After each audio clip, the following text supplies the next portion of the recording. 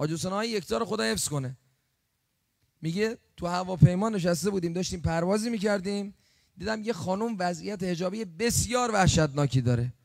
بچه‌ها گفتن حاجی چیکار کنیم؟ ما تا آخر راه همش باید چشممون به این زنه بخوره، چه غلطی بکنیم؟ گفت آقا به من اجازه میدی من یه چی به این زنه بگم؟ گفتن آره حاجی برو بگو. حاج حسین یکتا رفت به اون خانم گفت خواهر من، دختر من، عزیز من، پیغمبر خدا یه روز از کنار یه قبرستونی رد میشد، اصحاب همراهش بودن، گفت خیلی از این کسایی که تو این قبرستون خوابیدن و مردن چش خوردن و مردن. دختر من خوشگلتو میاری بیرون چش میخوری، تمام چش میخوری. خب میگه کسی که داره به تو راهکار درست و یاد میده دوستش داشته باش.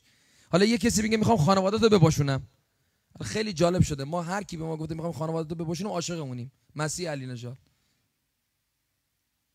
من تعجب میکنم بعضی از این بچه حزب الله‌ها رو میبینم ایشونو فالو کردم، بهشون میگم چرا؟ میگه آقا من میخوام مثلا ببینم هر موقع اراجیفی که این میگه. قربونت برم تو وقتی فالو میکنی چیکار داری میکنی؟ به طرفدارش داری اضافه میکنی دیگه. هرچند تو بگی من فقط میخوام از بعد تحلیلی نگاه کنم، نخواستیم تحلیل تو رو. ببین مطالب میگه مطلب حقو که میگی بخوای نخوای فطرت پاک باشه میپذیره.